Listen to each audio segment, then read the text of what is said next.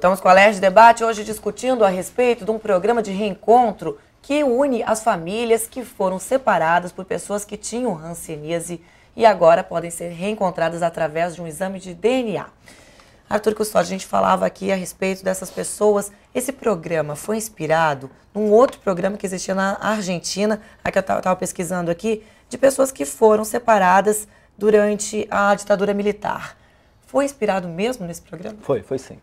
Na verdade, a gente teve alguns episódios que levaram a gente a ter essa ideia. Primeiro que é a primeira vez no Brasil que a gente tem a formulação de um banco genético para localização de desaparecidos. Diferente daquela, eu quero ver se esse é meu pai, isso é individual.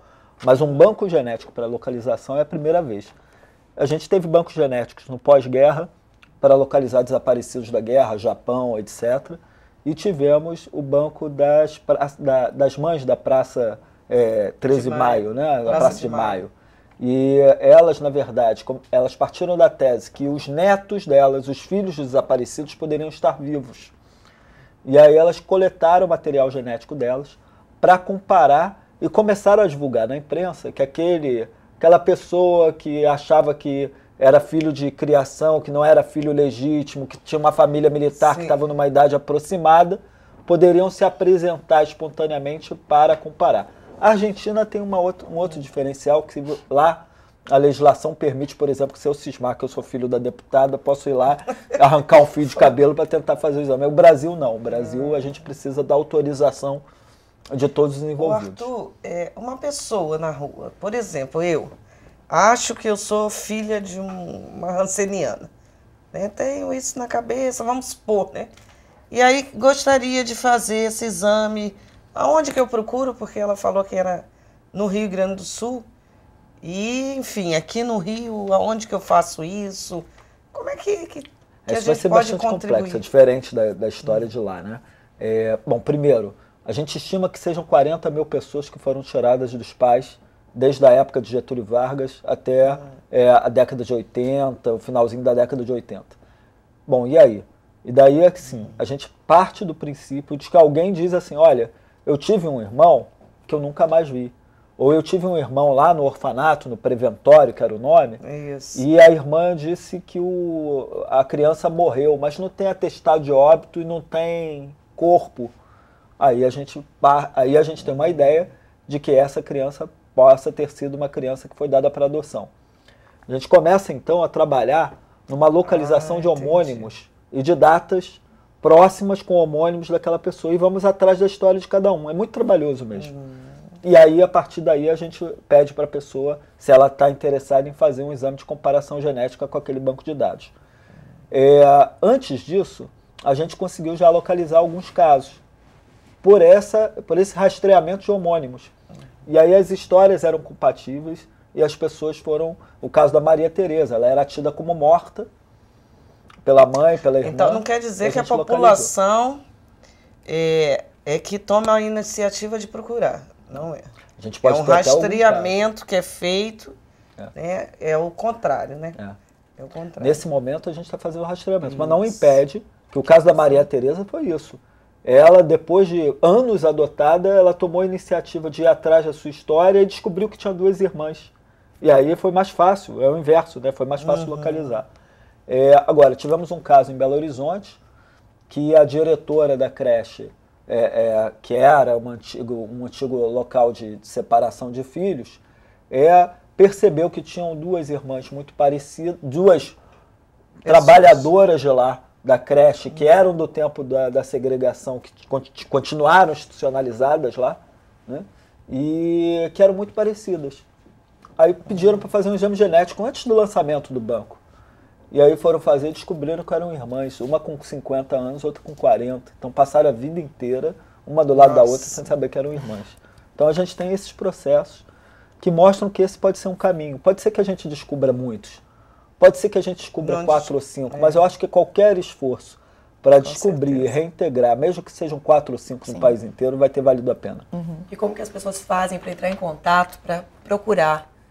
Olha, tem o Telehansen aqui no Rio, que é nacional, que é o 0800 026 2001, 0800 026 2001. E lá no site da gente, que é o www.mohan, que é morhan.org.br, tem uma ficha de cadastro espontâneo. As pessoas podem ir lá, fazem o cadastro, aquilo não é ainda o valor indenizatório, não tem nada. Ali é só para a gente conhecer as histórias. E tão logo, eu tenho certeza que a gente vai, com o apoio de todos os deputados do Rio, do país inteiro, a gente vai ter essa indenização para as pessoas. Então logo sai a indenização, a gente avisa a todo mundo que fez o cadastro que a indenização saiu. Quantas pessoas estão cadastradas hoje no Morhan? Olha, hoje no Morhan a gente tem aproximadamente 10 mil pessoas cadastradas. A estimativa da Secretaria de Direitos Humanos é que sejam 40 Agora, eu mil. acho que o mais importante também nessa questão toda, Arthur, é a gente conscientizar a população de que é uma doença que podia já ter sido erradicada do nosso país, né? Uma doença que tem cura, uma doença que tem a medicação fornecida pelas secretarias de saúde, e o que a gente vê ainda a doença acontecer. Eu fiquei também bastante espantada, porque também tem gente nova. Geralmente a gente vê, assim, uma pessoa mais idosa, mas a gente, quando começa a entrar nessa preocupação da Hansen, a gente vê que tem gente nova, né? E que tomando a medicação passa a não contaminar mais ninguém. Enfim, então eu acho que cabe aqui a gente chamar as autoridades na responsabilidade, o que mais que pode ser feito, né? O que a gente pode ajudar, não sei por dentro da Alerj como fazer, entendeu? Acho que legislação não adianta. Enfim, o que pode fazer a mais para que a população realmente tenha acesso aos mecanismos de saúde, a postos de saúde, a hospitais, enfim. E a gente sabe também que a unidade de saúde muitas das vezes não abre fim de semana, então as pessoas que trabalham fora não têm como ser atendidas porque estão trabalhando, então o horário de atendimento dessas unidades de saúde é só até sexta, 5 horas da tarde. Então, não sei, eu acho que tem que ter mecanismos que a pessoa consiga procurar, consiga ter mais espaço. Acho que isso é importante a gente... Deputada Regiane, eu acho que assim, o Brasil tem conseguido dar um bom exemplo no que diz respeito a direitos humanos na hanseníase. Nós partimos antes da ONU, hoje tem uma recomendação dos direitos humanos da ONU para a questão das famílias segregadas, e o Brasil partiu antes, né? O Japão foi o primeiro a indenizar as pessoas que passaram nas colônias, e o Brasil foi o segundo a indenizar as pessoas nas colônias. E talvez sejamos o primeiro no mundo a indenizar os filhos que foram tirados deles, né? A gente tem uma chance boa nisso. No campo da saúde, a gente deixou a desejar, né? Apesar da gente ter um sistema único de saúde maravilhoso no seu arcabouço legal, a gente falta um pouco mais de determinação política para acabar com essa doença no Brasil. E como você disse, a gente precisa ter iniciativas que ampliem, né? A gente recentemente fizemos um trabalho em parceria com as UPPs no Rio, e estamos localizando casos com uma unidade móvel de hanseníase e tuberculose. Tuberculose também está grave no nosso estado. Mas acho que o Rio tem dado alguns exemplos também no campo das colônias, né? A gente conseguiu a regularização das casas de Curupaiti, falta agora Tavares Macedo, era importante que a gente... Você tinha falado que o governo já estava publicando aquela luta da questão financeira. Recentemente tivemos uma mensagem do jurídico da Secretaria de Saúde do Estado, do próprio Sérgio Cortes, que deve encaminhar em breve um projeto para cá, para essa casa, para a Alerj, para a questão das pessoas, que nas colônias você não tinha o profissional, né? O profissional era o próprio doente que trabalhava com o outro, que o preconceito era tão grande. E aí a gente tem um grupo de quase 280 pessoas que foram contratadas de uma maneira irregular para trabalhar umas com as outras. E o Estado pretende indenizar isso. Que me levou lá dentro, talvez seja uma das pessoas, provavelmente, né? Que é um técnico de enfermagem que trabalhava ali voluntariamente. Trabalha até hoje fazendo aqueles curativos. Você provavelmente conheceu, de cabelinho branco, a Maria Junqueira. Ah, né? Maria Junqueira. Ela que faleceu. Maria Junqueira era uma senhora que foi para dentro da colônia e ela era enfermeira e que cuidava de todos os outros. É verdade. E até quase com 90 anos agora, quando ela faleceu, ela cuidava ainda das outras idosas. E aí o governo já está encaminhando. Já está encaminhando isso. Então a gente precisa definir essa situação deles, definir a missão desses 2 antigos hospitais do Estado do Rio de Janeiro, e mais do que isso, dar qualidade de trabalho, qualidade de vida para as pessoas e propor políticas afirmativas com relação a essas famílias que foram segregadas.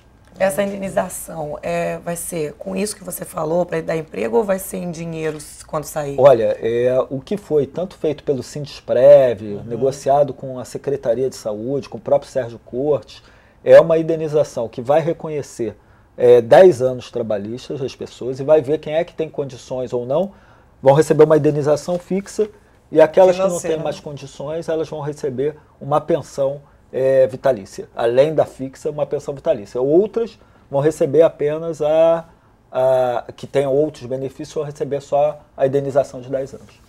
Maria Luísa, e como vai funcionar a coleta do exame de DNA através da saliva? Aqui no Rio de Janeiro vai ter um posto que vai atender essas pessoas? Sim, a coleta ela vai ser realizada em diversos locais do país, né?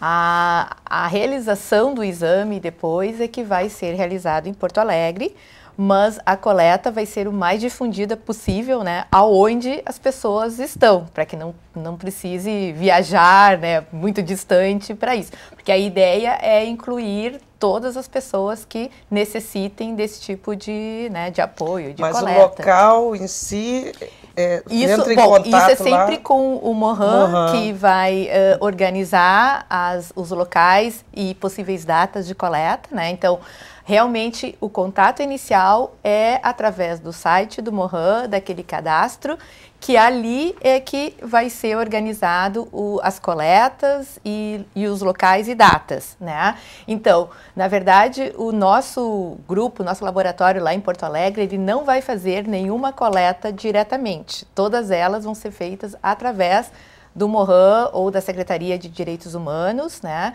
E todos os resultados também, depois que a gente tiver, direcionado para o Mohan, que aí passa para os interessados, né? Então, não é um contato direto conosco, né? A gente vai dar o apoio, mas a ideia é que seja difundido o mais possível por todo o país, né? Por todos os locais, né? E quem coordena toda essa parte de cadastro, tudo, a cargo do Mohan. Quantas pessoas já foram beneficiadas concretamente assim? Olha, o programa está começando agora, então a gente ainda não tem nenhum resultado direto.